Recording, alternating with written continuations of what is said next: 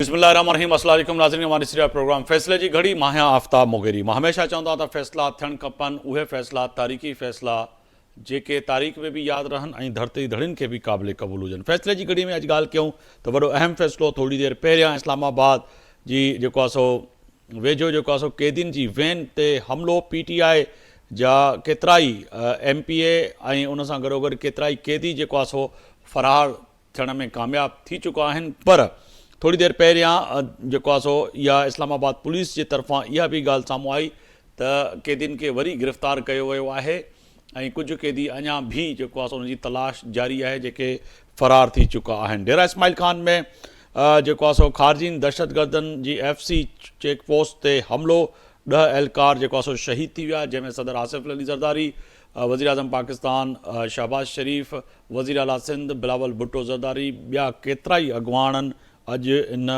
10 जेके एहलकार शहीद थिया आहिनि उनजी मज़म्मत बि कई ऐं ख़ासि तौर ते शहीदनि खे ख़राज अक़ीदत पेश कयो।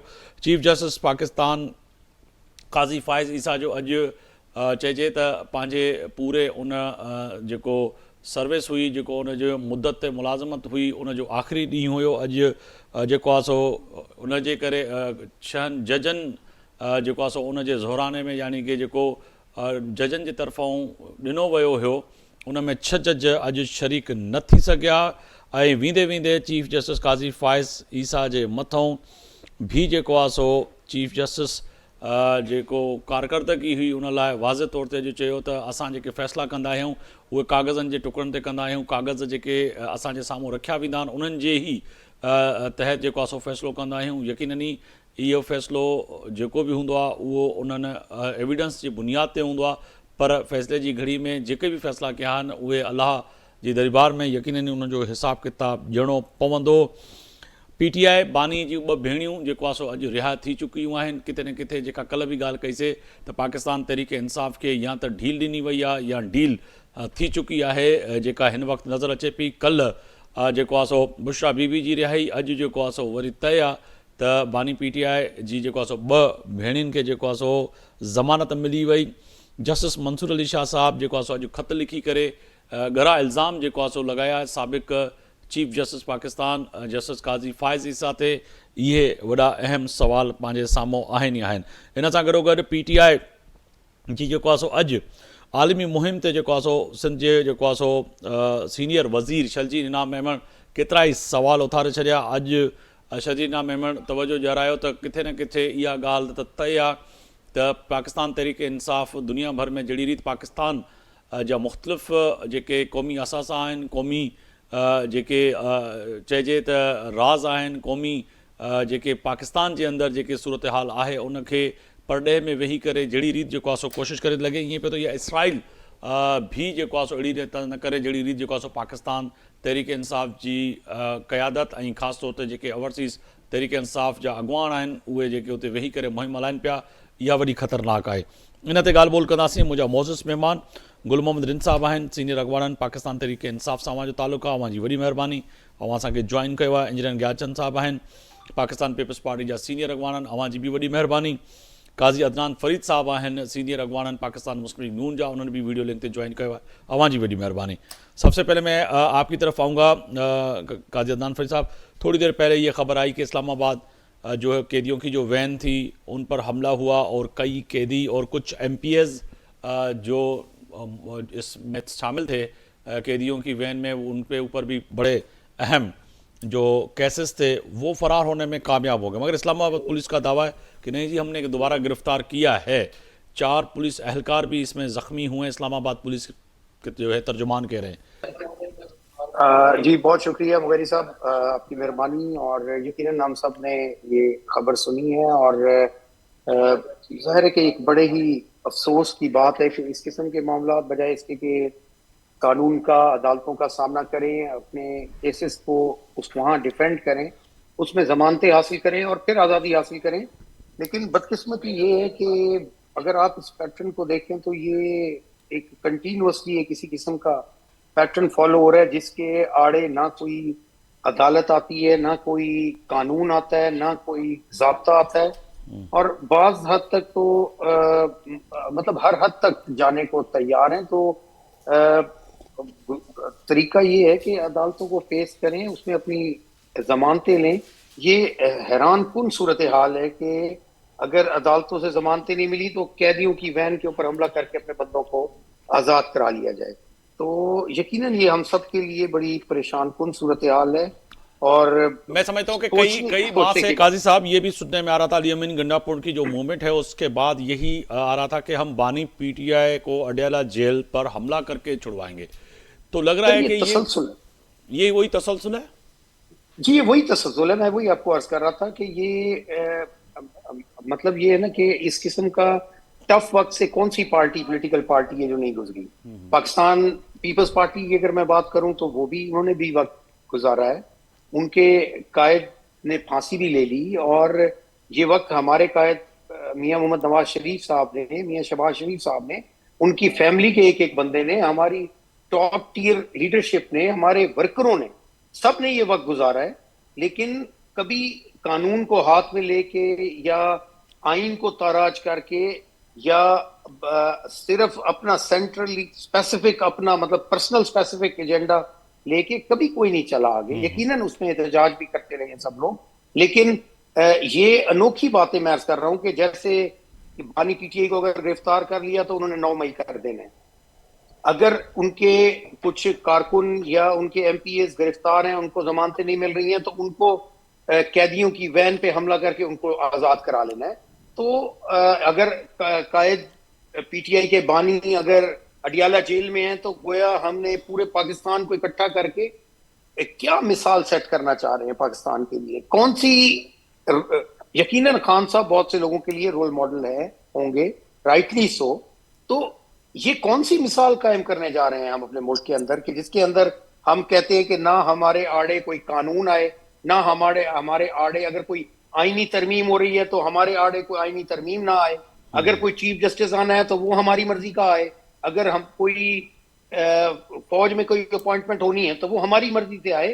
तो ये जो मर्जी के मामलात हैं, ये इसके ऊपर, और फिर इतना सख्त रद्द अमल, तो ये सब चीजें मैं समझता हूं कि इनको सोचना चाहिए, बैठना चाहिए, बैठ के मामलात करने चाहिए, कानून को फेस करना चाहिए। बिल्कुल कानून को फेस करना चाहिए। और पाकिस्तान के हालात ऐसे नहीं है कि इस किस्म को इनकरेज करके पाकिस्तान की खुदा न खास्ता, तो आपने सुना होगा बहुत से प्रोग्राम्स के अंदर, इनकी तकारीर के अंदर, कि हम अगर कोई कायद के मुताल्लिक या इनके बानी के मुताल्लिक या पार्टी के मुताल्लिक कोई बात करें तो पाकिस्तान की सालमियत की हद तक ये गुफ्तगू करने के लिए माजी में सर कराची में एक पार्टी जो हुआ करती थी, अब तो नहीं है, उनके कायद के बारे में भी अगर कुछ बोलते थे तो ये आपको बोरीबंद की जो है ना धमकियां मिलती थी।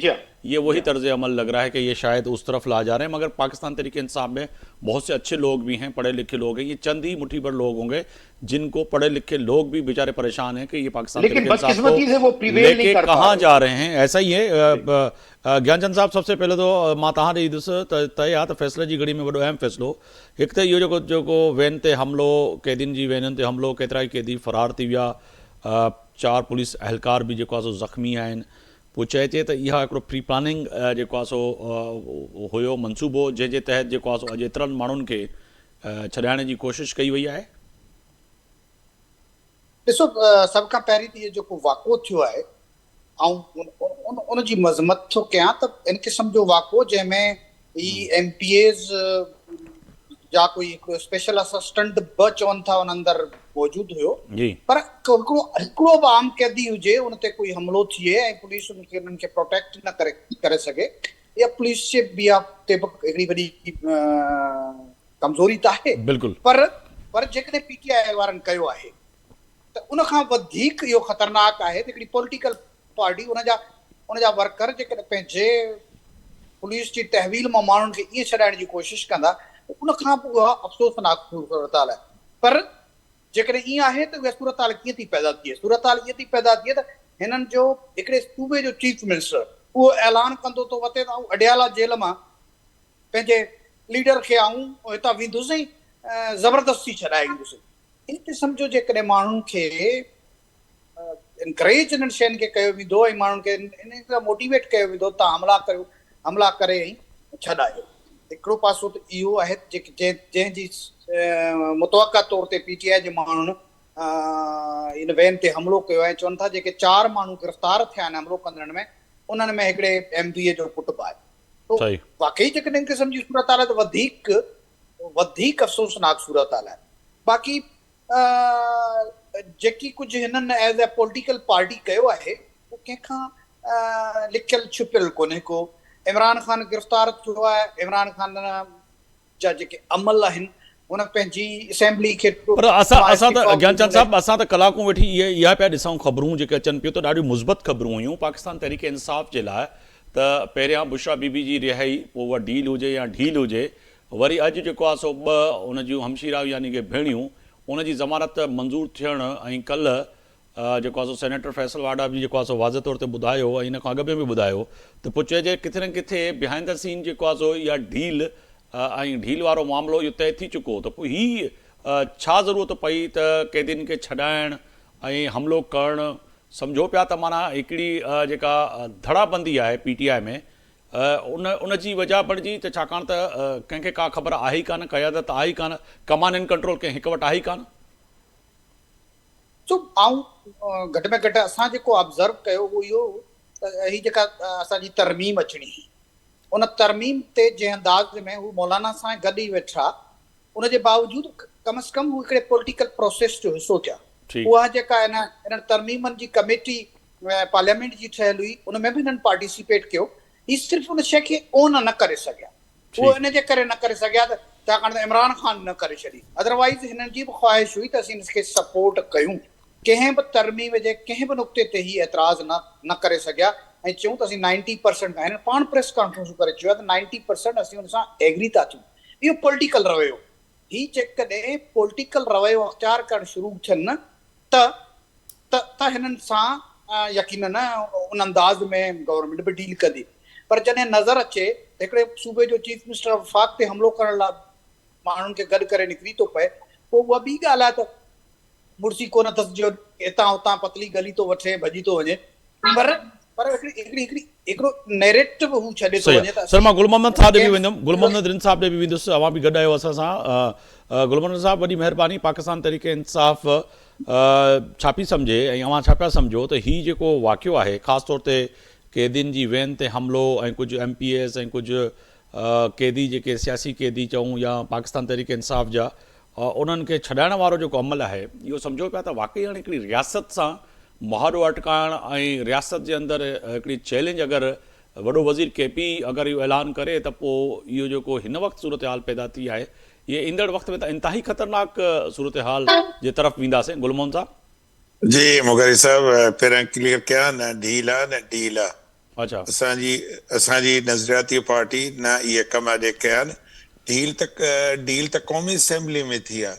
अच्छा पैसा त उते ते डील थिया। डील त ज़रदारी साहब करे जंहिं नमूने सां मेंबर ख़रीद करे जंहिं नमूने सां बिल पास कयो वियो आहे अॼु ॾींहं ताईं पाकिस्तान जे तारीख़ न पर आइन जा वर्क उथलाए ॾिसो कहिड़ो बिल अहिड़े दादागिरी सां या बदमाशी सां पास कयो वियो आहे कि हिकिड़ो क़ौमी असेंबली जो मेंबर 4th फ्लोर ते वेठो आहे, हिकिड़ो गाॾी में वेठो आहे ऐं कहिड़े नमूने सां। सो तंहिंजे करे पहिरीं पॉइंट मां तव्हां सां एतिराम क्लियर कयां न असां डील कई न ढील। उन खां पोइ तव्हां 3 शयूं ॻणायूं जेके तव्हांखे हक़ आहे इन शयुनि जो ॻणाइण जो। हिकु त जेका बुशरा बीबी ते जेको केस हो 7 महीननि खां पोइ हुनजो बेल थियो आहे। इन विच में कोर्ट कई दफ़ा हुनखे रिलीफ ॾिनो पर उन ते अमल न थियो कई केसिस में। हाणे तव्हां ॿुधायो त जंहिं नमूने सां हुन ते केस ठाहियो वियो ऐं जंहिं नमूने सां हुन औरत खे टॉर्चर करे जेल में रखियो वियो, इहा डील नथी थी सघे। उन खां पोइ इमरान ख़ान जूं जेके 2 भेणूं आहिनि, तव्हां हाणे 2 दोस्त असांजा ॿिया बि वेठा आहिनि, सियासी हूंदा ज़रूरी, कहिड़ी औरत जेका पार्लियामेंट खे उॾारण आई।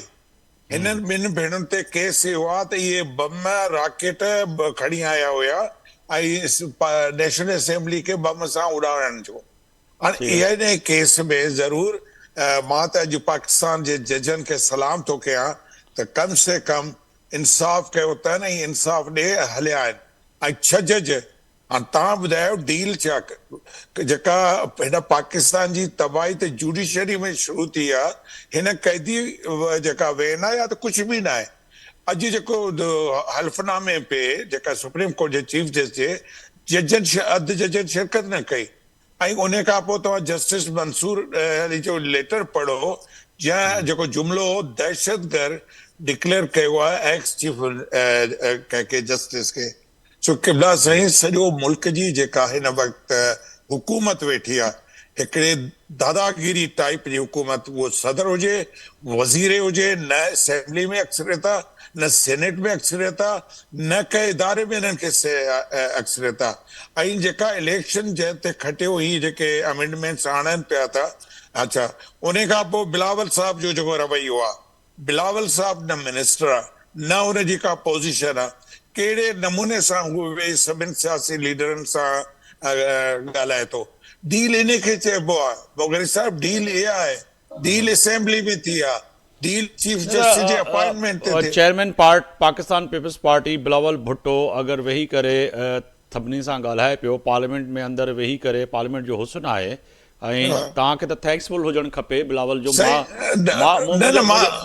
मुंहिंजो चवण गुलमान साहब हिकिड़ो अर्ज़ु आहे त तव्हांजा केतिरा ई अॻुवान मुंहिंजे प्रोग्राम में उन ॻाल्हि खे सराईंदे उन्हनि ॾाढो ज़बरदस्त हिकिड़ो जमहूरी अंदाज़ में चयो त बिलावल भुट्टो आख़िर ताईं इहा कोशिशि कई त बैरिस्टर गोहर ऐं तव्हांजे चेयरमैन जेको आहे सो पाकिस्तान तहरीक इंसाफ़ बानी PTI जे लाइ मिलण लाइ राह हमवार कई ऐं कोशिशि कई त हीउ मुसवदो खणी करे उन खां सलाह कई वञे ऐं बिलावल भुट्टो उन में इनिशिएट वरिता सही एप्रिशिएट करण सां गॾु मां चवां थो डील इन खे चइबो आहे डील इहा थी आहे जेका बिल पास कयो वियो आहे सेनेट में डील इहा आहे जेका क़ौमी असेंबली में बिल पास थियो आहे डील इहा आहे जो चीफ जस्टिस खे 3 नंबर वारे खे हाणे ज़रूरु हिकिड़े ॾींहुं कानूनदान जेके बि आहिनि इहो लिखंदा त अॻियनि ठीकु आहे तव्हां अॻियनि जजनि खे रिजेक्ट कयो था एलिगेशन छा आहे इल्ज़ाम छा आहे इल्ज़ाम इहो आहे त हीअ रिलीव न ॾींदा न मुस्लिम लीग नून खे ही अॻी इलेक्शन खे निरल वाइट करे डिक्लेयर करे ऐं उनखे कैंसिल कंदा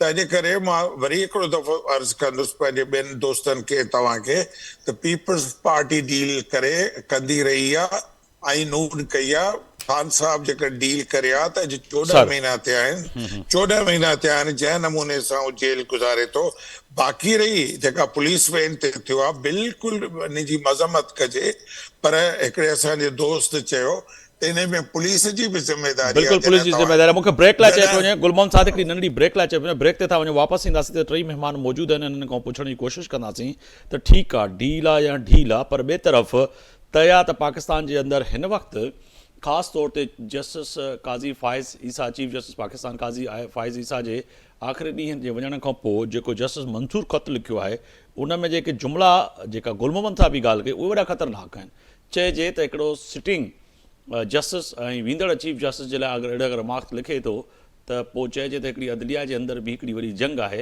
ऐं उहा किथे न किथे पार्टी या वरी कंहिं न कंहिं पासे झुकाव हुनजो नज़र अचे वापसि ईंदासीं दिन ते ॻाल्हाईंदासीं हिकु बीर मूंखे पंहिंजे प्रोग्राम में भलीकार पियो चवां फ़ैसिले जी घड़ी में अॼु ॻाल्हि कयूं पिया वॾनि फ़ैसिलनि जी पाकिस्तान जे उन्हनि फ़ैसिलनि जी जेके अॼु सम्झ खां बालातर आहिनि ऐं सम्झ खां ॿाहिरि आहिनि त अहिड़ा फ़ैसिला या अहिड़ा ख़त या अहिड़ा रिमार्क्स या अहिड़ी सूरत हाल पाकिस्तान में अगरि पैदा थिए थी त पाकिस्तान पोइ कहिड़ी तरफ़ वेंदो अॼु पाकिस्तान में कराची खां कश्मीर खां वरी कश्मीर ताईं हिन वक़्तु जेको इंसाफ़ जे लाइ धिका थाॿा खाए पियो उहो सोचे पियो त जॾहिं जज ऐं दस्तो गिरबान हूंदा त पोइ असांखे इंसाफ़ कहिड़ो मिलंदो अदालतुनि जे अंदरि हिन वक़्तु जेका सूरत हाल आहे किथे न किथे पाकिस्तान तरीक़े इंसाफ़ यकीनी तौर ते उनजी एतिरी ज़िम्मेदार आहे जेतिरी PML आहिनि ओतिरी ज़िम्मेदार पाकिस्तान पीपल्स पार्टी एतिरी ज़िम्मेदार JUIF मुतहदा क़ौमी पाकिस्तान ऐं ॿी सियासी धुरियूं जेके पार्लियामेंट में वेठल आहिनि पर तय आहे त सोचूं पिया त इहा जेका तरमीम जेका आई इन खां पोइ किथे न किथे पाकिस्तान के अंदर सियासी माहौल बेहतरी की तरफ ईंदो पर वो कोन पियो वञे काजी साहब ये एक बड़ा अहम सवाल यहाँ पर पैदा होता है कि ये जो आज चीफ जस्टिस मंसूर अली शाह साहब ने खत लिखा है उसमें जो अल्फाज उन्होंने लिखे हैं वो बड़े जो है ख़तरनाक अल्फाज हैं यानी कि एक सिटिंग चीफ जस्टिस अभी लाजमी आज उसका आखिरी दिन है उनके लिए कि उनके दौर में उनके वक्त में अदलिया का उस तरह से दफा नहीं किया गया। मुगनी साहब बहुत शुक्रिया। मैं एक अर्ज करूंगा कि आपके इस सवाल से पहले मैं थोड़ा सा अपने हमारे बुजुर्ग हैं रिंद साहब جی उनकी बात से थोड़ा सा मैं इख्तलाफ करूंगा. मैं चाह रहा था कि थोड़ा सा एक्सप्लेन कर दूं इस इशू को. जी मुझे ये फरमाइएगा कि ये जो अमेंडमेंट्स मंजूर हुई है 26th अमेंडमेंट जी कॉन्स्टिट्यूशन की, ये किस तादाद से मंजूर हुई है? ये 2/3 मेजोरिटी से मंजूर हाँ। हुई है ना सर? ठीक है. तो मुझे ये बताइए कि अगर आपने कल बिलावल साहब का इंटरव्यू भी सुना था, और अगर गवर्नमेंट चाहती तो किसी स्टेज के ऊपर ये बुलडोज करने की भी अटेम्प्ट कर सकती थी, लेकिन उन्होंने क्या इस 2-3 हफ्ते इसके ऊपर लगातार कंसेंसस डेवलप नहीं किया? ठीक और है. क्या उस कंसेंसस की डेवलपमेंट के मुल्क की सियासत के ऊपर अच्छे असरात मुरतब होंगे या बुरे असरात मुरतब होंगे? या मुझे ये बताइए कि कोई इसमें हॉर्स ट्रेडिंग वाले कोई बंदे अगर वोट दिए हों तो वो बता दें कि जनाब ये हॉर्स ट्रेडिंग के जरिए किया है. इसके अंदर खुले बंदों आके मौलाना फजलुर रहमान साहब को मगर वो जो convince किया. काजी साहब फरमा उन्होंने- रहे हैं, गुल मोहम्मद रिंसाफी और पाकिस्तान तहरीक इंसाफ का एक मौकफ जो है कि कुछ लोग जो है इनके सेकंड फ्लोर पे बिठाए हुए थे, कुछ गाड़ियों में बिठाए हुए थे, कुछ डाले लेके आए, तो सर, वो मैं लोग अर्ज कहाँ करूं हैं? कि मेरी अर्ज सुने. ये तो एक मफरूजा है ना सर, ये एक पॉइंट ऑफ व्यू है ना. आप उन जो लोग बिठाए हुए थे, क्या उनके कोई कन्फेशनल कोई स्टेटमेंट आया है कि हमें कार में बिठाया हुआ था? जी मुझे ये बताएं कि एक्चुअली जो लेजिस्लेशन हुई है, जो आइन में अमेंडमेंट हुई है, उसके अंदर मुझे ये बताइए कि कितने अरकान की वफादारियां खरीद के वोट लिया गया है? क्या मौलाना फजलुर रहमान साहब जो ड्राफ्ट लेके आए थे, वो draft Maulana Fazlur Rahman on record नहीं है कि वो ये कहते थे कि ये पीटीआई और हमने मिलके ड्राफ्ट किया है? इसके ऊपर टोटल कंसेंसस है, और मौलाना फजलुर रहमान ऑन रिकॉर्ड है, उन्होंने कहा है कि अगर हमारा ड्राफ्ट नहीं होगा हम वोट नहीं देंगे. तो बात यह है कि पीएमएलएन हो या पाकिस्तान पीपल्स पार्टी हो, जो इनका सीओडी के अंदर जो रिजॉल्व था कि हम कॉन्स्टिट्यूशनल कोर्ट्स बनाएंगे, उन कॉन्स्टिट्यूशनल कोर्ट से वो पीछे हुए हैं सिर्फ और सिर्फ मौलाना फजलुर रहमान की उस शर्त को उनको ऑन बोर्ड करने के लिए कि ठीक है हम इसको बेंच तक ले आते हैं. तो क्या इससे पाकिस्तान के अंदर गुफ्तगू की सियासत, रवादारी की सियासत, अंडरस्टैंडिंग की सियासत, इससे बेहतरी आई है या मुल्क मजीद पोलराइजेशन की तरफ गया है? और क्या इस लेजिस्लेशन के बाद एक पार्टी सिंगल आउट नहीं हुई? इमरान खान साहब को ये इसका जो ड्राफ्ट था जो लेजिस्लेशन का, वो क्यों भेजा गया? वो इसलिए भेजा गया कि उनकी पार्टी ने कहा कि we agree to this document, जो इतना अरसा निगोशिएट करते रहे मौलाना के साथ भी, और फिर मौलाना निगोशिएट करते रहे पीएमएलएन और पीपल्स पार्टी के साथ भी, और फिर वो जो एक सेनेट की कमेटी थी जिसके अंदर ये डिस्कशन चल रहा था, जिसमें पीटीआई के बंदे भी शामिल थे, भले वो उन्होंने वहां पे अपना इनपुट नहीं दिया, लेकिन उनकी कंसेंट शामिल थी. अगर सिरे से वो इसके हामी ही नहीं थे तो क्यों वो डेलिब्रेट करते रहे कि इसमें ये शर्त डालें, इसमें ये निकालें? क्योंकि जब वो बानी के पास गया तो उन्होंने उसको आउटराइटली रिजेक्ट कर दिया. ठीक है. कोई उन्होंने जस्टिफिकेशन दिया कि हमें ये एक्सेस टू जस्टिस के अंदर इस तरह से नहीं और इस तरह से चाहिए? सर बानी ने टाइम मांगा, हमें बानी ने टाइम मांगा था, बानी ने रिजेक्ट नहीं किया था. सॉरी मैं इंटरफेयर कर रहा हूं जी रिन साहब. मैं यस करूं कि बिल्कुल उन्होंने उसको आउटराइटली रिजेक्ट किया. उन्होंने कहा कि हम किसी चीज पर वोट नहीं देंगे. सर बात यह है कि विद ऑल ड्यू रिस्पेक्ट, आप अगर मौलाना फजलुर रहमान साहब की बात सुने जो उन्होंने पीटीआई के साथ खड़े होके कही, उन्होंने कहा कि ये साहिबान इनका एक अपना पॉइंट ऑफ व्यू है, वो कहते हैं कि हम इनके पॉइंट ऑफ व्यू की कदर करते हैं, जो इनके ऊपर सियासी जो इनके ऊपर जबर और इस्तेदाद इस किस्म की उन्होंने कोई गुफ्तगू की कि उसकी वजह से ये वोट नहीं देना चाह रहे. उसमें हरगिज ये बात नहीं कही कि हमें जो सस्ते इंसाफ के लिए इसमें जो शिक है उसको चेंज करें, या इसके अंदर बाकी कोई जो एज के हवाले से इशू है उसको चेंज. कोई इस किस्म का इनपुट नहीं दिया. इसी इनपुट पे, इसी कंसेंसस के ऊपर मौलाना फजलुर रहमान तैयार हुए ना, in the larger interest of the country. तमाम पार्टियां इकट्ठी हुई, कोई उन्होंने हुकूमत में शमूलियत का तो कोई इरादा जाहिर नहीं किया.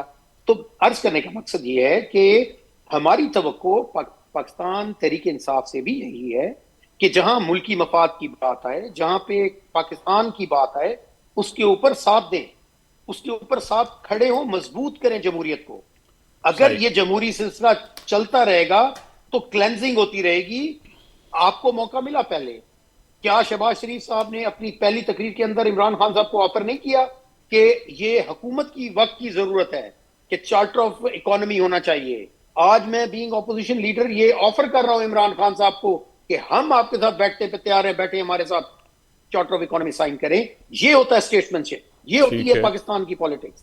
لیکن بدقسمتی سے اس آفر کو بھی ٹھکرا دیا گیا کہ ہم ان کے ساتھ کسی قسم کی بات نہیں کرنا چاہتے. تو سر گزارش یہ ہے کہ ہمیں رواداری کے جذبوں کو فروغ دینا ہوگا، ہمیں صحیح غلط کو گزار کے اپنے ماضی سے سبق سیکھ کے آگے چلنا ہوگا، اور ہمیں پاکستان کے لیے کام کرنا ہوگا. جہاں تک آپ کے سوال کا تعلق ہے منصور علی شاہ صاحب کے خط کا تعلق ہے، تو سر وہ ان کا ایک اوپینین ہے، اور مگر سر میں سمجھتا ہوں کہ پہلے بھی انہوں نے خط لکھا تھا، جی پہلے بھی خط لکھا تھا، مگر میں سمجھتا ہوں کہ جتنا مجھے علم ہے، شاید آپ دونوں درست کیجئے گا، کہ عدلیہ میں آج تک ہم نے اس طرح کی صورتحال نہیں دیکھی جو اب نظر آ رہی ہے، کہ ایک جاتے ہوئے چیف جسٹس کے لیے اور ایک جسٹس جو ہے ایسے ریمارکس دے جو کہ تاریخ میں بھی لازمی ہیں، یاد رہیں گے اور لکھے بھی جائیں گے، آنے والی نسلوں کو پڑھائے بھی جائیں گے. تو یہ کس طرف لے کے جا رہے ہیں ہم پھر؟ سر میں آپ کو ایک گزارش کروں کہ یقیناً اب اگر ہم یہ کہیں کہ ہم پارلیمنٹ کی یا مقننہ کی سوچ کے اوپر کوئی قدغن لگائیں تو وہ نہیں لگا سکتے، کیونکہ وہ ان کا قانونی نہیں بلکہ ان کا آئینی حق ہے کہ وہ جب چاہیں جب سوچیں وہ اس کو لیجسلیٹ کریں. لیکن اگر اس قسم کی لیجسلیشن سے کسی کا کوئی ذاتی مفاد متاثر ہوتا ہے تو میرا یہ خیال ہے کہ کسی حد تک وہ اپنے اگر کوئی خیالات کا اظہار کر سکتے ہیں تو کوئی حرج نہیں، کیونکہ ایک رائے، ایک اوپینین ان کے خط کے حق میں ہے. لیکن ایک اگر آپ کسی سے ڈسکس کریں گے، ایک اوپینین ان کے خط کے مخالف بھی اوپینین ہے، ان کا پوائنٹ آف ویو اگر دیکھیں تو وہ یہ بات کرتے ہیں کہ شاید ایک یہ جو کانسٹیٹیوشنل چینج آئی ہے کنٹری کے اندر سے، اور اس کے اوپر ذاتی طور پہ شاہ صاحب اس سے متاثر ہوئے ہیں، تو شاید وہ اس انداز سے انہوں نے اس وجہ سے شاید یہ خط لکھا ہو. لیکن کوئی حتمی بات نہیں ہے، لیکن he is open to his opinion. ہر جج کا ایک اپنا پوائنٹ آف ویو ہو سکتا ہے کسی بھی معاملے کے اوپر، ہر ایک کی اپنی ایک کوئی ذاتی رائے ہو سکتی ہے کسی بھی. گل محمد رن صاحب آپ کیا سمجھتے ہیں؟ ان کی یہ رائے چیف جسٹس پاکستان کے متعلق ہے تو he has every right to it. Gul Muhammad Rind صاحب آپ کیا سمجھتے ہیں سر؟ تاں چھا پیا سمجھو تو واقعی हिकिड़े चीफ जस्टिस मंसूर अली शाह साहब जेको ख़त लिखियो आहे उहो वॾो अहम आहे. मां पियो चवां त तारीख़ में भी यादि रखियो वेंदो, ऐं मां सम्झां त अॼु ॾींहं ताईं अहिड़ी का सूरत हाल जेका हिन वक़्तु नज़र अचे पई, ख़ासि तौर ते जजनि जे विच में जेके ख़त ऐं अहिड़ा इल्ज़ामात जेके लॻाया वञनि पिया, इहे वॾा ख़तरनाक आहिनि. रिन साहब सर मुग़ल साहब, मैं अपने दोस्त के लिए उर्दू में बात इसलिए करूंगा जी, मैं फेडरल सेक्रेटरी रिटायर हुआ, अगर मेरे किसी जूनियर को फेडरल सेक्रेटरी लगा के मुझे उसके अंडर में लगाते, मैं रिजाइन करता, काम नहीं करता. पाकिस्तान की जुडिशरी जो कि जस्टिस मंसूर अली शाह ने नहीं किया. मैं कहता हूँ पाकिस्तान जुडिशरी, देखिए मैं आम ब्यूरोक्रेसी की बात करता हूँ, मैं किसी अपने जूनियर के अंडर में काम नहीं कर सकता, और ये हुआ है, कई अफसरों ने रिजाइन किया. ये जुडिशरी को इतनी तबाही की तरफ ले गए. मैं अपने दोस्त से पूछता हूँ ऐसी इमरजेंसी क्या थी? उस मंसूर अली शाह में ऐसी कौन सी बुराई थी? He was the senior most, उसका हक था, उसको आप दे देते. एनी आइन अमेंडमेंट इनको मुबारक हो. हाँ मुगल साहब अचूं था तो मौजूदा सूरत हाल जंहिं नमूने जी असेंबली ठाही वई आहे, इहा असेंबली तव्हांजी कोन हली सघंदी कंहिं बि तरीक़े सां. हीअ साईं चयो त को प्रूफ ले आए. साईं ये जो बीए ने मैंगल के 2 सेनेटर्स ने आके स्टेटमेंट दिया है कि हमें कहाँ ले गए थे और किस तरह हमारे डायलिसिस कराया गया था, साईं इन में तो कमेंट्स करण जी का ज़रूरत ही नहीं आहे. पाकिस्तान ते दाड़ो लॻो, पाकिस्तान जे आइन ते दाड़ो लॻो, पाकिस्तान के बर्बादी जी तरफ ॾियो वियो आहे. बाक़ी रही Imran Khan is the most popular and acceptable leader of future. उन्हें जो फ्यूचर आहे हू ज़रूर हिकिड़ो दफ़ो वापसि अची हिन सॼे निज़ाम खे ठीकु कंदो. बाक़ी मुंहिंजे ख़्याल में त ही जुडिशरी बिल्कुलु फंक्शन कोन कंदी, ही कोलैप्स कंदी. कई जजिस रिज़ाइन कंदा, कई जजिस पंहिंजो बेंचिस में न वेहंदा ऐं इहे फ़ैसिला हिक ॿिए खे बि था डैमेज कंदा बि था। ऐं हिकिड़े ॾींहुं तव्हां ॾिसिजो जेको जस्टिस इफ्तिखार चौधरी वारे दौर वारो निज़ाम वरी वापसि ईंदो, न रहंदो इंसाफ़, न रहंदो निज़ाम, न रहंदो मुल्क। सही आहे सर, मूंखे हिकिड़ी ब्रेक लाइ अचे पियो वञे, मां वापसि ईंदुमि त तव्हां खां ऐं टिनी महिमान खां पुछण जी कोशिशि कंदुमि त अॼु सीनियर सूबाई वज़ीर शर्जील इनाम मेमण साहिबु हिकिड़ो वॾो इल्ज़ाम आयो त पाकिस्तान तहरीक इंसाफ़ जे हक़ में हलंदड़ आलमी मुहिम जेका आहे उन जे पुठियां इसराइल जो हथु आहे। वाक़ई इसराइल जो हथु आहे या न आहे, वापसि ईंदासीं त इन ते ॻाल्हाईंदासीं। हिकु बार ॿीहर तव्हांखे पंहिंजे प्रोग्राम में भलीकार पियो चवां। ब्रेक खां पहिरियों मूं वॾो अहम सुवालु छॾियो हो त अॼु फ़ैसिले जी घड़ी में वॾो अहम जेको इल्ज़ाम आहे उहो इहो ई आहे त सीनियर सूबाई वज़ीर अॼु प्रेस कॉन्फ्रेंस कंदे चयो आहे त पाकिस्तान तहरीक इंसाफ़ जे हक़ में आलमी तौर ते हलंदड़ मुहिम जेका आहे उन में जेको आहे सो इसराइल जो हथु आहे। वाक़ई इहा ॻाल्हि दुरुस्त आहे या न? अगरि ॾिठो वञे त दुनिया जे केतिरनि ई मुल्कनि में पाकिस्तान तहरीक इंसाफ़ जा जेके केतिरा ई अॻुवान आहिनि जेके मुख़्तलिफ़ मुल्कनि में वेठा आहिनि ऐं जहिड़ी रीति जेको आहे सो मुहिम सोशल मीडिया ऐं मुख़्तलिफ़ दुनिया जे मुख़्तलिफ़ में जेको आहे सो हले पई, उन सां लॻे पियो किथे न किथे पाकिस्तान जी जेके मौजूदा सूरत हाल आहे उनखे ॾिसंदे अॼु शर्जील इनाम मेमण चयो पियो त हिन जे पुठियां बि इसराइल जो हथु आहे। ज्ञानचंद साहिबु, वाक़ई इहा दुरुस्त ॻाल्हि आहे त इसराइल जो हथु थी सघे थो? ॾिसो, आऊं हिन ते अचण खां अॻु में कोई टेक्निकल प्रॉब्लम जे करे अॻियां हुन ते चीफ जस्टिस ते कमेंट न करे। जी हा, काज़ी शाइज़ ईसा जी बतौर चीफ जस्टिस मुंहिंजे ख्याल में तमामु चीफ जस्टिस या एज अ जस्टिस उन्हनि तमामु बहितरीन फ़ैसिला कया। काज़ी पंहिंजे ज़िमेदारियुनि खे निभाईंदे हुन पार्लियामेंट खे अहमियत ॾिनी। बाक़ी जेके असांजा चीफ जस्टिस रहिया आहिनि या पूरी सुप्रीम कोर्ट जी जुडिशरी रही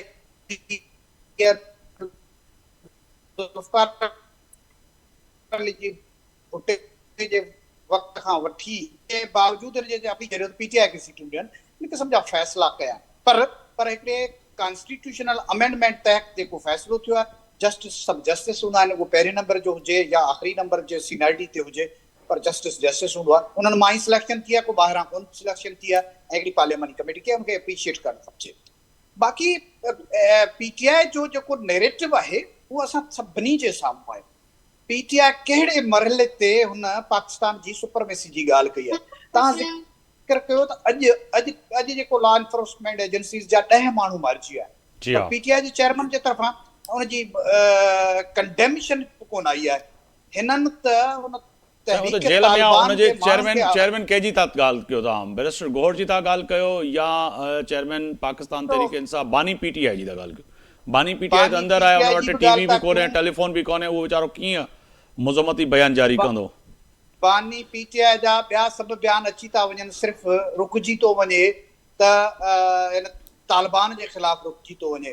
हिननि जो चीफ मिनिस्टर वेठो आहे, उहो कहिड़ियूं ख़बरूं थो करे। हिननि जो पूरो नैरेटिव जेको आहे, हिननि जी जेका सोशल मीडिया ते ख़बरूं थियूं हलनि या इंटरनेशनल मीडिया में जंहिंजी शर्जील इनाम मेमण साहिब बि ॻाल्हि कई आहे त ही इसराइल जूं अख़बारूं हिन जे फेवर में थियूं लिखनि, उते जी मीडिया जेको हिन जे फेवर में थी ॻाल्हाए, इंडिया जी मीडिया हुन जे फेवर में थी ॻाल्हाए।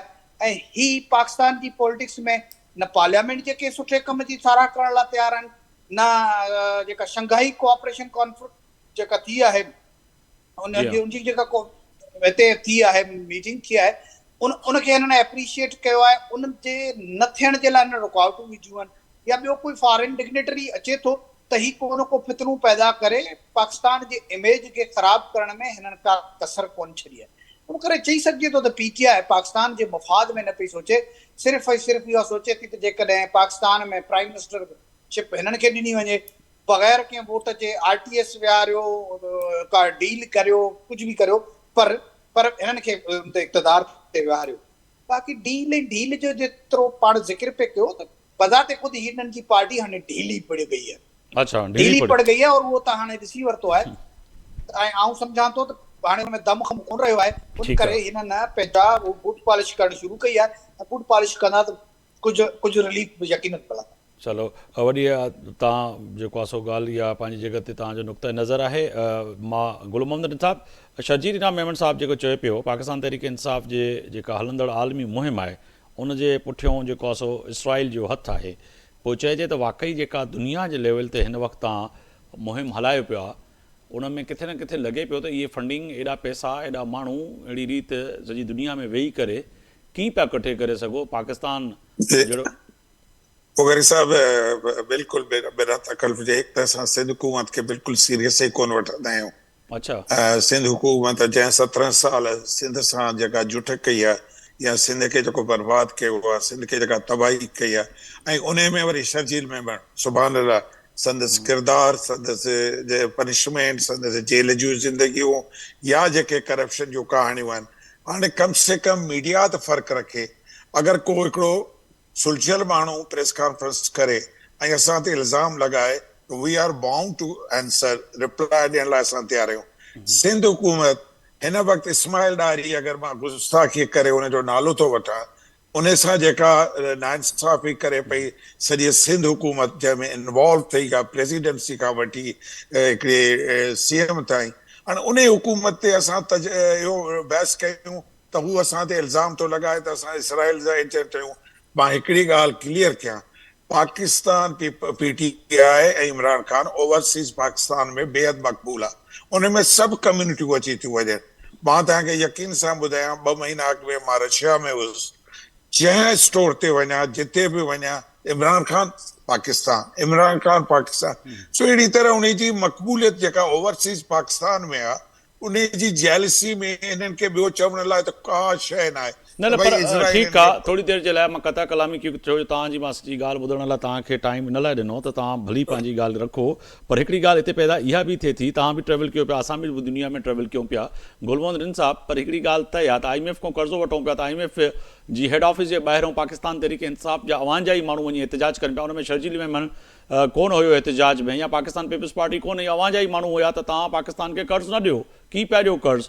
अहिड़ी रीति जेको आहे सो सेनेटरनि सां लॉबिंग जेका कई थी वञे, ऐं दुनिया जे मुख़्तलिफ़ मुल्कनि में जहिड़ी रीति जेको आहे सो पाकिस्तान खे कमज़ोर करण जी कोशिशि कई पई वञे, त उन में किथे न किथे जेको आहे सो इन में त तव्हां बि त पाकिस्तानी इन ॻाल्हि जी मुज़म्मत कयो, इन ॻाल्हि जी मुज़म्मत कयो त पाकिस्तान जे ख़िलाफ़ किथे बि एहतिजाज थींदो, चाहे अवां जो तालुक PTI सां हुजे या PP सां हुजे या नून लीग सां हुजे, पाकिस्तान आहे त सियासत हूंदी। मां तव्हांजी ॻाल्हि सां मुतफ़िक़ आहियां, इन जी मज़म्मत बि करणु खपे सर, पर ओवरसीज़ पाकिस्तान में जॾहिं निकिरंदा आहिनि, उन रैली में कई मुल्कनि जा माण्हू शरीक थींदा आहिनि, अरब बि शरीक थींदा आहिनि, यमनी बि शरीक थींदा आहिनि, सभु शरीक थींदा आहिनि। तंहिंजे करे आउं टोटली तव्हांजी ॻाल्हि खे ॾे ते मुतफ़िक़ आहियां त अगरि अहिड़ा नारा लॻनि था या IMF जी लोन खे रोकियो थो वञे, त उहे क़ाबिल मज़म्मत आहे। पाकिस्तान जे मफ़ाद जी कंहिं बि ॻाल्हि में इंटरनेशनल मुखालफ़त न कई वञे, पर उन सां गॾु मां चवां थो त इमरान खान जो जेको क्राउड आहे, उन में सभु क़ौमूं आहिनि, सभु मुल्कनि जा माण्हू आहिनि, सभु यूथ बि आहे, लेबर बि आहे, जेके असेंबली जा मेंबर, कांग्रेस छो थी सपोर्ट करे इमरान खान खे? हाणे ॿुधायो, अगरि शर्जील मेमन अमेरिका जो नालो छो नथो वठे? पीपल्स पार्टी वारनि खे बुखार थो चढ़े अमेरिका जो नालो वठनि, बाबा अमेरिका बि जो एजेंट आहे इमरान खान। असां ते एजेंट जो ठपो ॿुधी ॿुधी ॿुधी थकी पिया आहियूं। पर तव्हां त पाण जेको आहे सो अमेरिका जे ख़िलाफ़ हिकिड़ी साज़िश जो नारो हणी करे पार्लियामेंट मां निकितो, उहो ख़त खणी करे, ऐं अवां वरी अॼु चओ पिया त वरी उन अमेरिका जी मदद हासिल हुजे ऐं अमेरिका को मदद वठो पिया। न हुजे सही, हुननि जमहूरी मुल्क जी हैसियत सां पाकिस्तान जी जमहूरियत ते तंज़ कयो आहे, हुननि पाकिस्तान जी जमहूरियत खे रिजेक्ट कयो आहे। हुन में हिकिड़े एक्स प्राइम मिनिस्टर सां जेका नाइंसाफ़ी थिए थी, उन ते उन्हनि मज़म्मत कई आहे। इहे न की कांग्रेस अची असां वटि त असांखे कोई पैसा ॾेई विया आहिनि। आउं अर्ज़ु कंदुसि, माशाअल्लाह तव्हांजे हिन प्रोग्राम खे हर को ॿुधे थो, मां चाहियां थो त इमरान खान जी मक़बूलियत आम माण्हू खां वठी इंटरनेशनल खां वठी हर जॻह ते आहे।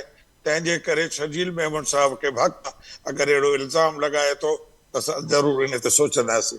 न सोचण बि खपे, इहो वॾो ख़तरनाक इल्ज़ाम आहे, मां त इल्ज़ाम ई पंहिंजी सपोर्ट मां अगरि अहिड़ा वाकई इसराइल जा एजेंट आहिनि त उनखे कॾहिं ॿाहिरि फिटी करणु खपे। बड़ा अहम आज जो है सूबाई सीनियर वजीर हैं शर्जील मेमन साहब ने आज उन्होंने बड़ा अहम बयान दिया है प्रेस कॉन्फ्रेंस करते हुए कि पाकिस्तान तहरीक इंसाफ की आलमी सतह पर चलने वाली मुहिम के पीछे जो है इसराइल का हाथ है।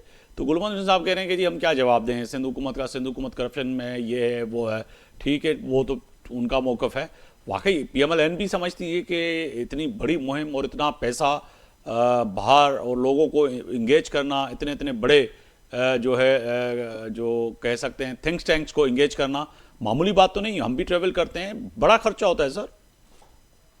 जी सर, सर मैं रहीम साहब की बिल्कुल, हमारे बुजुर्ग हैं, मैं उनकी बात को, उनका पॉइंट ऑफ व्यू है।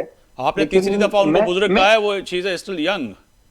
नहीं नहीं, is very young, is very young, लेकिन मेरे से उम्र में मुझे लगता है कि मेरे से दो चार साल बड़े ही होंगे, तो एहतराम लाजिम है, क्योंकि जी। वो फिर बात कहीं, वो मैं इसलिए कह रहा हूँ कि चूंकि मैं इख्तलाफ कर रहा हूँ तो वो ये ना समझे कि मैं कोई पर्सनल उनको कह रहा हूँ। जी जी सर No, no, गुजारिश welcome, गुजारिश sir. Welcome. गुजारिश Welcome, गुजारिश ये sir. है, very kind sir, very kind, गुजारिश ये है सर कि सर। तो आप बिल्कुल इसको कोई और बेशक रंग देना चाहें तो बिल्कुल दे लें, चलें, हम उसकी गुंजाइश देंगे। मुझे ये बताइए, इमरान खान साहब हैं क्रिकेट स्टार रहे हैं। इमरान खान साहब ना कोई फुटबॉल के स्टार हैं, ना इमरान खान साहब कोई हॉलीवुड के कोई टॉम क्रूज हैं, ना वो कोई बेसबॉल के प्लेयर हैं जो उनको अमेरिका के अंदर बड़ी पजीराई हो, या वो कोई मिडिल ईस्ट के अंदर कोई बहुत बड़ी फैन फॉलोइंग रखते हो। ये बात ठीक है कि उनकी एक बहुत ही अच्छी शोहरत रही है क्रिकेट के हवाले से, उनका स्टारडम किसी भी और प्लेयर से क्रिकेट में ज्यादा रहा है, तस्लीम करते हैं इस बात को। लेकिन क्या हाउस ऑफ रिप्रेजेंटेटिव के अंदर इमरान खान के लिए करारदाद मंजूर करवाने के लिए एक क्रिकेटर के हक में होना काफी है? क्या इससे ज्यादा बुरे वक्त से मुस्लिम लीग नून और पीपल्स पार्टी नहीं गुजरी है? क्या 3-3 दफा के वजीर आजम, बिल्कुल काजी साहब, आप वजह फरमा रहे हैं, मगर इल्जामात लगाए हैं जी, इल्जामात लगाए हैं। मगर काजी साहब मेरा सवाल ये है कि ये जो आलमी सतह पे जो मुहिम चल रही है, पाकिस्तान पीपल्स पार्टी समझती है कि इसके पीछे कहीं ना कहीं इसराइल का हाथ है, यानी कि शजील मेमन साहब भी समझते हैं, यकीनन नहीं, सूबाई वजीर हैं तो वो पार्टी का ही मौक़िफ़ बयान करेंगे ना, वजीर इत्तलात हैं, तो आप भी समझते हैं, PMLN भी समझती है। मेरा सवाल आपके सामने ये था काजी साहब। अच्छा, काजी साहब की कोशिश करें कि ऑडियो साईं मां अवाने इंदस ज्ञानचंद साहब, वाकई पीपल्स पार्टी सर वो बीच में डिस्ट्रप्शन आ गई। तो कहने का मकसद जी। ये है कि मैं इल्जाम नहीं लगाता हूं, लेकिन हमें जो वाकयात का तसलसल है उसको देखना पड़ेगा। ठीक है। आज तक मियां मोहम्मद नवाज शरीफ साहब की बेटी भी, उनके खानदान का एक एक फर्द और उनकी पार्टी की तमाम लीडरशिप जेल में रही है। ठीक है। कभी आज तक हाउस ऑफ रिप्रेजेंटेटिव में कोई आवाज नहीं उठी। बेनजीर भुट्टो साहिबा, आसिफ जरदारी साहब, ये तमाम लोग भी जेलों में अरसा गुजार के आए हैं, कभी किसी के लिए आवाज नहीं उठी। अगर आवाज उठी है तो मोहतरम इमरान खान साहब के लिए उठी है कि उनको जेल से निकाला जाए जी। तो कहने का मकसद ये है कि, और दूसरी बात कि जहां पाकिस्तान के मफाद को जक देनी हो, कोई नहीं रुकता है। मुझे बता दें कि आज तक नवाज शरीफ साहब ने या बेनजीर साहिबा ने या अपोजिशन की किसी पार्टी ने इनके वक्त की आज तक पाकिस्तान के मफाद के मुतालिक किसी गैर मुल्की एजेंसी को या किसी फाइनेंशियल इंस्टीट्यूशन को कोई गलत बात की हो, किसी कॉन्ट्रैक्ट के ऊपर इन्होंने कहा हो कि इन्होंने ये कमिटमेंट की है, हम उसको ऑनर नहीं करेंगे। लेकिन बारहा जहां पे सॉवरेन गारंटीज हैं गवर्नमेंट ऑफ पाकिस्तान की, वहां पे इमरान खान साहब ऑन रिकॉर्ड हैं कि हम ये ऑनर नहीं करेंगे, हम कॉन्ट्रैक्ट खत्म कर देंगे। जहां पे आपको याद होगा बिल्कुल कि जिसपे ये मोहतरम लगारी साहब पंजाब के जो उस वक्त वजीर खजाना थे, इनको तरीन साहब, शौकत तरीन साहब की कॉल आई कि जनाब आप खत लिखिए IMF को कि अगर आपने लोन दिया तो हम जिम्मेवार नहीं होंगे। मुझे बताएं इसमें कौन सा पाकिस्तान का मफाद है? बिल्कुल। इसका मतलब तो ये है कि बानी का जो जाती मफाद है, बिल्कुल, वो बानी की पार्टी सर मुझे का जो वाइंड अप का कहा जा रहा है। मैं ज्ञानचंद साहब से तरफ जा रहा हूँ। शॉर्ट अगर ज्ञानचंद साहब का आप जवाब देना चाहें, जड़ चाहे तो वॾो अहम आहे। वाकई जेका ॻाल्हि हिनमहिल थिए पई इसराइल जी, त इहो महज़ तव्हां पाकिस्तान पीपल्स पार्टी जी तरफ़ों इल्ज़ाम आहे या तव्हांखे एविडेंस बि आहिनि या कुझु अहिड़ियूं तव्हांखे सूरत हाल नज़र अचे पई जंहिंमें लॻे पियो त वाकई हिननि जे पुठियां इसराइल जो हथु आहे? ॾिसो, अमेरिका जे न सिर्फ़ फॉरेन पॉलिसी के पर उते जे सॼे सिस्टम में, उन्हनि जे सभ जी पॉलिसी साज़ी में यहूदी लॉबी जो असर रसूख आहे ऐं डोमिनेंट असर रसूख आहे, हिन खां कोई शक कोन्हे। उतां जॾहिं इमरान ख़ान बावजूद जे जो हुनजूं मुखालफ़तूं कंदो रहे हुनजी सपोर्ट अचे त यकीनन शक पैदा थियनि था। इमरान ख़ान खे जॾहिं ज़रूरत थी पए त संदसि एक्स वाइफ जेका आहे उहा जॾहिं वाइफ हुई तॾहिं हुनखे सपोर्ट कंदी रही, पर हाणे बतौर एक्स वाइफ बि हुनखे तकलीफ़ थी थिए जेका यहूदी आहे। सॼे मुल्क जा नौजवान इमरान ख़ान सां गॾु जे आज़ादी लाइ जॾहिं एहतजाज कनि था जय जा, उन वक़्त में संदसि पुटु जेको आहे उहो उन्हनि यहूदियुनि वटि वेठल ऐं सॼे दुनिया में सभ खां वधीक जेकॾहिं को फेवर कंहिं मुल्क जी मीडिया ऐं उते जा माण्हू उते जे पॉलिसी इंटेलेक्चुअल कनि पिया त उहे इंडिया ऐं इसराइल जा कनि पिया। त इहे सभु ॻाल्हियूं शक पैदा कनि थियूं ऐं यकीनन उहे शक के बेबुनियाद न आहिनि। गुल मोहम्मद साहब वाइंड अप जी तरफ़ वञो, छा चवंदो सर? जी सर, इन जो त जवाबु मां अॻे ॾेई चुको आहियां त इहे हिकिड़ो इल्ज़ाम आहे ठीकु हिकु अहिड़े इंटरनेशनल लीडर लाइ जेको पाकिस्तान जो फ्यूचर आहे, पाकिस्तान जो मुस्तक़बिल आहे, उन लाइ ज़रूरु कई साज़िशूं थींदियूं बिल्कुलु। ऐं साज़िशूं अॻे बि थियूं, उन्हनि खे बि असां फेस कयो, हाणे बि कंदासीं। पर आउं एतिरो ज़रूरु चवंदुसि त जेके असेंबली में फ़रिश्ता वेठा आहिनि या असेंबली या सेनेट में जेके फ़रिश्ता वेठा आहिनि पीपल्स पार्टी ऐं नून जा जेको चवनि था त असां जेल बि काटिया आहिनि, साईं करप्शन जा जेल कटियल आहिनि। पाकिस्तान लाइ आज़ादी लाइ को जेल काटी आहे, हिननि को पाकिस्तान जे हुकूक लाइ जेल काटी आहे। सही सर, वॾी महिरबानी। गुल मोहम्मद रन साहब, पाकिस्तान तरीक़े इंसाफ़ जो अॻवान, अवां जी वॾी महिरबानी। अवां वक़्तु कढियो मुंहिंजे प्रोग्राम लाइ। इंजीनियर ज्ञाचंद साहब, अवां जी वॾी महिरबानी। सीनियर अॻवान पाकिस्तान पीपल्स पार्टी, काज़ी अदनान फरीद साहब सीनियर अॻवान पाकिस्तान मुस्लिम लीग नून, टिनी महिमाननि जी वॾी महिरबानी। फ़ैसिले जी घड़ी में अॼु ॻाल्हि कईसीं ख़ासि तौर ते पाकिस्तान जी मौजूदा सियासी सूरत हाल, इस्लामाबाद जी वैन ते हमिलो, इन सां गॾोगॾु डेरा इस्माइल ख़ान में दहशतगर्दनि जे हमले में 10 फ़ौजी अहलकार शहीद थी आहे, जंहिंजी मज़म्मत बि कजे थी ऐं दुआ कजे थी यकीनन ई शहीद आहिनि उन्हनि जे लाइ।